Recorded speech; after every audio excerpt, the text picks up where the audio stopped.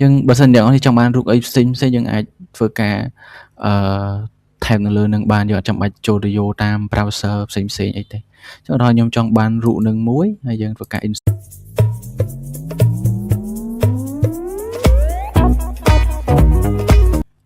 ូខេសួស្តីអ្នកនរគ្នាបងកាន់វីដេអូខ្ញុំសាច់មួយនំទៀតក្នុងថ្ងៃនេះគឺខ្ញុំនឹងបង្ហាញអ្នកនរគ្នាអំពីរបៀបធ្វើ slide នៅលើ PowerPoint ឲ្យកាន់តែរហ័សជាងមុនដូចយើងបានដឹងហើយថានៅពេលបច្ចុប្បន្នគឺវាមានបណ្ដា AI ជាច្រើនដែលអាចធ្វើការ generate ទៅលើ slide បានតែពេលខ្លះយើងក៏ពិបាកនៅក្នុងការupdate ទៅលើ slide ហ្នឹងឬក៏ download ជា file មកលើកុំព្យូទ័ររបស់យើងផងដែរដោយពពួក AI ទាំងអស់ហ្នឹងតែងតែមានការ limit ក៏ដូចជាតម្រូវឲ្យយើងចំណាយលុយដើម្បីធ្វើការ pay ទៅលើវាអញ្ចឹងកុំឲ្យខាត់ពេលយូរយើងចូលទៅកាន់វីដេអូរបស់យើងទាំងអស់គ្នាអញ្ចឹងដំបូងដើម្បីធ្វើការ generate ទៅលើslide ទាំងអស់នឹងបានយើងកាន់តែបើក PowerPoint របស់យើងនៅក្នុងកុំព្យូទ័រអ្នកនរគ្នាមកអញ្ចឹងយើងចុចទៅលើ blank presentation ហ្នឹងមកហើយបើសិនជាអ្នកនរគ្នាអត់ទាន់មាន tab developer ហ្នឹងទេយើងអាចចូលទៅកាន់ file ហើយយើងយក option ទៅមកយើងចុច general sorry យើងចុច custom ហ្នឹងមក customize ហ្នឹងមកហើយយើងយកកន្លែង main tab បន្ទាប់មកយើងធ្វើការ scroll មកកន្លែង developer យើងចុច tick ដូចដែលខ្ញុំបាន tick ហ្នឹងអញ្ចឹងហើយយើងបន្តមកទៀតយើងចុចប៊ូតុង OK ហ្នឹងអញ្ចឹងខ្ញុំដោយសារហ្នឹងខ្ញុំមានស្រាប់ហើយខ្ញុំអត់ចុចទេអញ្ចឹងបន្តមកទៀតដោយសារតែហ្នឹងយើងធ្វើការ generate slide ហ្នឹងតាមរយៈ VBA code អញ្ចឹងចំពោះ VBA code ហ្នឹងប្រហែលជាបងប្អូនយើងមួយចំនួនគឺអាចដឹងហើយតែបើអ្នកនរអត់ដឹងទេ VBA code គឺជា Visual Basic for Application ដែលយើងអាចធ្វើការ generate code ហ្នឹងដើម្បីយកមកដាក់ចូលនៅក្នុង PowerPoint ឬក៏ Microsoft មួយចំនួនទៀតដើម្បីឲ្យវា generate ជា slide ឬក៏ជា template អីរបស់យើងឲ្យយើងផ្សេងៗអញ្ចឹងបន្តមកទៀតយើងធ្វើការបើសិនជាអ្នកនរ add ឲ្យមាន tab មួយហ្នឹងហើយយើងធ្វើការចូលទៅកាន់ AI ណាមួយអញ្ចឹងខ្ញុំចូលទៅកាន់ Gemini អញ្ចឹងយើងអាចវាយ Gemini AI ឬក៏ប្រភេទអីផ្សេងៗមកអញ្ចឹងយើងកាន់តែ tab prompt មក give me the អ្នកគ្នាអាច save ផ្សេងពីខ្ញុំបានតែហ្នឹងខ្ញុំ save របៀបហ្នឹង the VBA code for on PowerPoint for អាហ្នឹងចឹងអាហ្នឹងខ្ញុំបង្កើតជា template ឧទាហរណ៍ខ្ញុំធ្វើ slide ដែលតាក់ទងជាមួយនឹង temple ឬក៏ប្រាសាទនៅក្នុងប្រទេសកម្ពុជាយើងអីចឹងទៅអញ្ចឹងណា for make slide វាអាចខុសគ្នាមកមួយចំនួនតែហ្នឹងយើងអាច save បាន AI វាអាចកាត់ន័យយល់ដែរពេលខ្លះគេញ៉ាំ for presentation related to Cambodia temple អីចឹងទៅអញ្ចឹងហ្នឹងយើងអាច select នេះមកអានឹងវាមាន free pro អីដែរតែវា limit ដែរអញ្ចឹងខ្ញុំយក select យក pro ហើយយើង apply វាមកអញ្ចឹងយើងអាចចាំវាបន្តិចមកដើម្បីវា generate ជា code VBA ដើម្បីយកទៅដាក់ចូលទៅក្នុង PowerPoint របស់យើងនេះអញ្ចឹងវាធ្វើការ generate ហើយ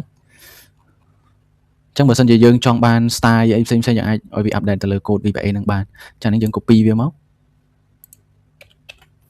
ទៅមកយើងចូលទៅកាន់ PowerPoint របស់យើងហើយយើងចូលពាក្យថា developer ហើយយើងយក Visual Basic ទៅមកវានឹង load មកអញ្ចឹងយើង select យក drop down មួយហ្នឹងហើយយើងយក module ទៅមកយើងធ្វើការ pass code ដែលយើងបាន copy ចេញពី AI ហ្នឹងចូលទៅក្នុងកន្លែង general ហ្នឹងហើយយើងធ្វើការ run នៅកន្លែងនេះយើងបើយើង scroll ទៅលើវានឹង show ពាក្យថា run sub user form អញ្ចឹងខ្ញុំចុចមកយើងចុច run មកវានឹងបង្កើតជា template របស់យើងមកមួយតែនេះវាខ្ញុំយកមកពី AI ទេវាអាចមាន cover អីមួយចំនួនដែលយើងអាចធ្វើការchange អីតាមនឹងទៅរកវាតាមក្រោយទៀតបានអញ្ចឹងកន្លែងហ្នឹងឧទាហរណ៍យើងចង់បានជា style ទៅលើ slide របស់យើងអាច add តាមសំការគួរហ្នឹងអញ្ចឹងខ្ញុំយក style មួយនេះទៅចោះហើយឧទាហរណ៍ថាយើងចង់បានជាប្រភេទជារូបភាពឬក៏ update អីមួយចំនួនទៀតអញ្ចឹងយើងអាចចូលទៅកាន់កន្លែង plug in នឹងបានអ្នកហ្នឹងខ្ញុំស្គាល់ plug in មួយដែលឈ្មោះវាអញ្ចឹងហើយយើងអាហ្នឹងយើងអាចចូលទៅយកជារូបភាព image អីផ្សេងៗបានអញ្ចឹងយើងគណចុចមកហើយឧទាហរណ៍ថាខ្ញុំចង់បានទាក់ទងមួយនឹងរូបអង្គរវត្តហ្នឹងដូចជា pick ជា plug in មួយដែលយើងអាចយករូបភាពផ្សេងៗអញ្ចឹងខ្ញុំចង់បានរូបអង្គរវត្តអញ្ចឹងខ្ញុំសេអង្គរវត្តយើងបើសិនអ្នកនរចង់បានរូបអីផ្សេងៗយើងអាចធ្វើការថែមនៅលើនឹងបានយើងអត់ចាំបាច់ចូលទៅយកតាម browser ផ្សេងៗអីទេអញ្ចឹងដល់ខ្ញុំចង់បានរូបនឹងមួយហើយយើងធ្វើការ insert ចូលទៅក្នុង slide របស់យើងមក ចាំបន្តិចអញ្ចឹងនេះរូបហ្នឹងវានឹងចូលក្នុង slide របស់យើងអញ្ចឹងដោយសារតារូបហ្នឹងវា update តាមក្រោយអញ្ចឹងវានៅពីលើអក្សររបស់យើងអញ្ចឹងយើងអាចធ្វើការយើងអាចធ្វើការចុចនេះលើនឹងបានឬក៏បើសិនជាយើងទេយើង copy អានឹងទុកមកហើយយើងយករូបភាពរបស់យើងទៅអូសដាក់ក្នុងនឹងមក copy ម្ដងទៀតអូខេហើយចំពោះរូបភាពហ្នឹងយើងអាចធ្វើការ update វាទៅតាមនឹងមកយើងអាចចុចទៅលើ format picture ហើយយើងchange color ឬក៏ change អីទៅតាមនឹងមកព្រោះនេះយើង change ហ្នឹងមកចង់ change resolution ឬក៏ change អីយើងអាច change តាមនឹងបានចោលដល់ខ្ញុំដាក់អញ្ចឹងចុះអូខេអញ្ចឹងអានឹងខ្ញុំដាក់អញ្ចឹងចុះយើងអាចទៅ slide បន្ទាប់ទៀតបានអញ្ចឹងកន្លែងនេះវាមានផ្ដល់ជាប្រឡោះស្រាប់ឲ្យយើងដាក់រូបភាពស្រាប់អញ្ចឹងឧទាហរណ៍ថាហ្នឹងយើងបើស្អីយើងដឹងថាយើង search រូបភាពទេយើងយកតែ title របស់វាមកយកមក search នៅក្នុងហ្នឹងមកអូខេនឹងថយខ្ញុំដាក់រូបណាមួយមកតាមដែលយើងចូលចិត្តចាំទេ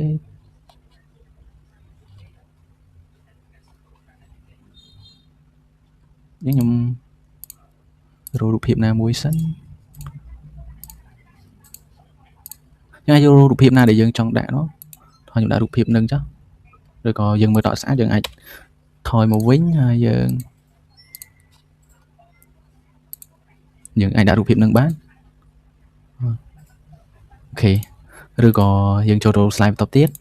ចាហ្នឹងវាក៏ជួយពន្លឿនដល់ការធ្វើ slide របស់យើងកាន់តែលឿនជាងមុនដែរយើងក៏ដាក់នេះមកយើង search មកអត់ឲ្យយើងចង់បានរូបគោវត្តអីចឹងយើងដាក់បញ្ចូលមក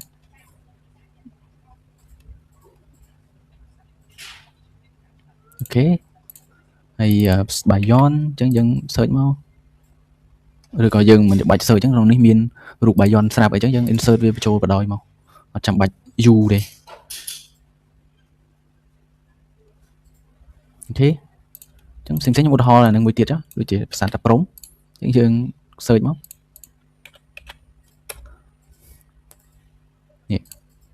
ហើយយើងរករូបណាដែលវានេះយើងដាក់រូបនឹងបាន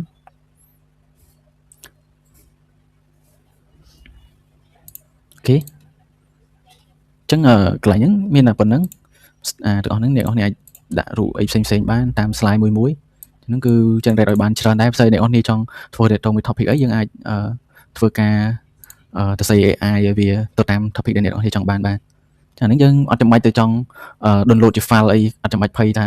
download ជា file PowerPoint អីអត់បានឬក៏មិនទេយើងអានេះយើងធ្វើនៅលើ PowerPoint បណ្ដោយ